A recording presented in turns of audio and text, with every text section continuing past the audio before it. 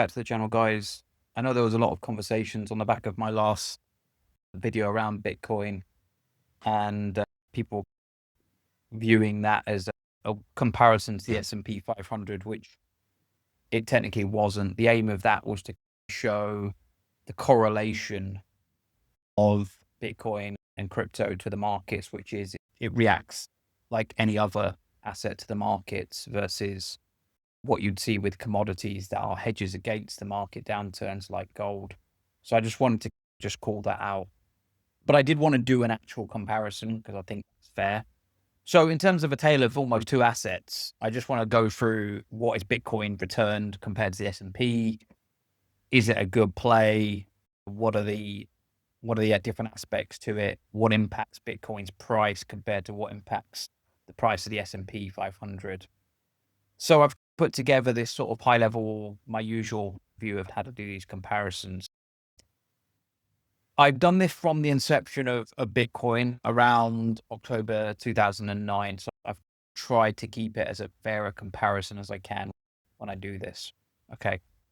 So Bitcoin's total return since inception has been basically ridiculous. We'll look at some of the reasons why that is. In comparison, the S&P around about this time has done about 450%, which again is still pretty good, but nowhere in comparison. And if we look at the annualized returns over the last 5 years, we can see Bitcoin's annualized 53%, and the S&P's done what it always has done historically, which is around 12% annualized, which is still very good from an annual return perspective. What's interesting though is when we talk about volatility and the explosive potential of Bitcoin, is that its best year was 1,000% or 1,300%, and its worst performing is 72%, which is a massive gap there in terms of the potential. So we can see people are very bullish on Bitcoin still. Whereas actually, when you look at the overall markets, they pretty much net out. That's something that's not greatly surprising to see, but you'll see that swing isn't as aggressive.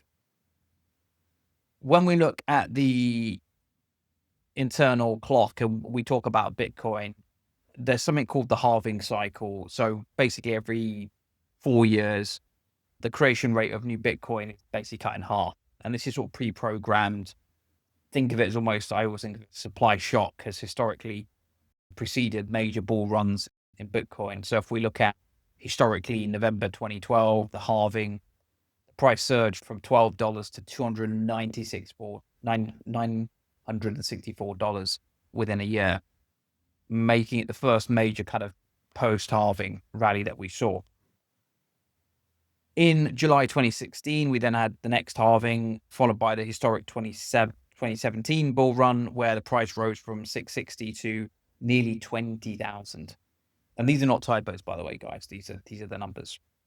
And then in May 2020, the next halving catalyzed the 2021 rally, pushing Bitcoin from 8.5K to the new peak of 69,000. And then we had the April 2024 halving combined with the ETF approvals, which broke the price from 73,000, setting the new stage for the current cycle. So we can see how we are seeing those cyclical cycles that where we end up the 1 year after that halving, we get that rally point, and those rallies are very strong. When we talk about the kind of volatility side of things, Bitcoin's defining that trait of extreme volatility. And this is why a lot of the crypto plays, a lot of people are using them for the cover call strategies like MicroStrategy, like Coinbase, because we've even got these Bitcoin ETFs now. And this is the reason why, right? Because we've got all this extreme volatility where you can eke out all of those premiums. And we can see that Bitcoin's volatility is actually 3 or 5 times greater than the S&P. So when we look at the S&P's volatility of around 15 to 20%, Bitcoin is around the 60 to 100% mark. So that's incredible different volatility. I just want to talk about this evolving relationship that I referenced in my previous video, where actually we can see that the start, Bitcoin didn't have as much correlation to the overall markets. And over time, that's If we were look at 0 as no correlation, 1 as a perfect match, we can see it sitting in this halfway house mark of correlation over time, around 50%, if you want, correlation to markets. So I still find that despite this, we have to keep that in mind in terms of the stresses. Now, all this can change. Obviously, this is all past performance, but it gives us some kind of indication of that future performance.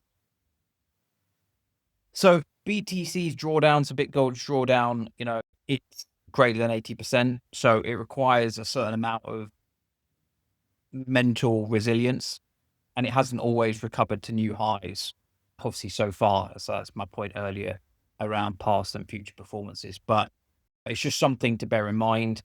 In terms of the S&P 500 drawdown, we've seen 20 to 57% drawdowns in bear market declines. They typically are more moderate and less frequent, but you're getting the conventional risk that everyone typically knows and understands. If we look beyond the price and the kind of key market drivers for both of these, Bitcoin's driven by that halving that we talked about, so that hard cap of 21 million coins and the 4-year halving cycle, creating a predictable almost supply squeeze there. That could, of course, change, but at the moment, that's what's there. We've also seen large institutions now adopt. So we're getting these corporations generating ETFs like BlackRock, Fidelity, which are legitimizing the assets and increasing the demand naturally as well as people get more curious and realize that there is widespread interest in these types of things. The regulatory landscape is an interesting one. So this is constantly evolving and there is some clarity on it. There is sometimes not some clarity on it. And that also acts in that price movement positively and negatively. Before, Bitcoin was about having that freedom of lack of traceability.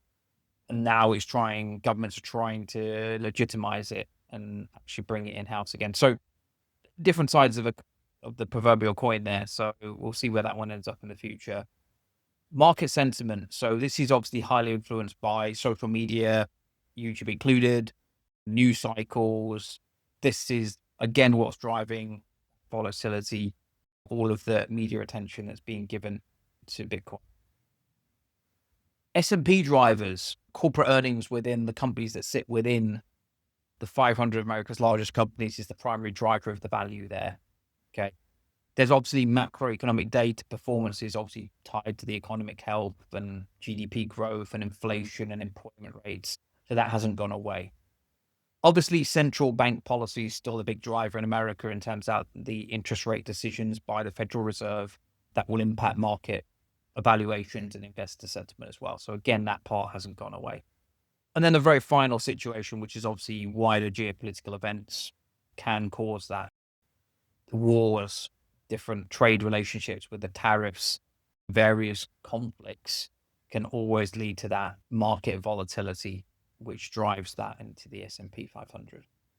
Okay, so in terms of just from a conclusion perspective, the S&P still is the bedrock, remains the cornerstone, in my opinion, for stable long-term wealth accumulation. It gives you broad market access exposure. It's well understood. The risks are understood. Bitcoin, for me, is a new catalyst. It presents opportunity, unparalleled growth. But again, with that, you have to accept that there are high risk tolerances and an understanding of its unique volatility cycles. Its role is evolving from a pure diversified to a kind of high beta growth asset. I still put it in that asset category for me, unlike gold, more of a commodity type asset. So I just wanted to, just as a summary there, I just want to show that I think coin does have growth potential. You do need to understand it. For me, it still sits in that quite difficult pile to understand its true value. But again, that speculative value leads to that volatility. So I'm quite comfortable at the moment owning some of the volatility plays behind Bitcoin right now, than owning potentially Bitcoin itself. But there you go, guys. Let me know in the comments whether you own Bitcoin, whether you believe in Bitcoin, or you're more of the bedrock, just want to own the S&P, find it too risky, Bitcoin too risky, or do you actually like the cover call strategies around this Bitcoin where you can get involved in the Bitcoin, get involved in some of that activity, but then you're down, You're taking some of that risk away by having that covered call strategy in place. Okay, guys, I'll catch you on the next one.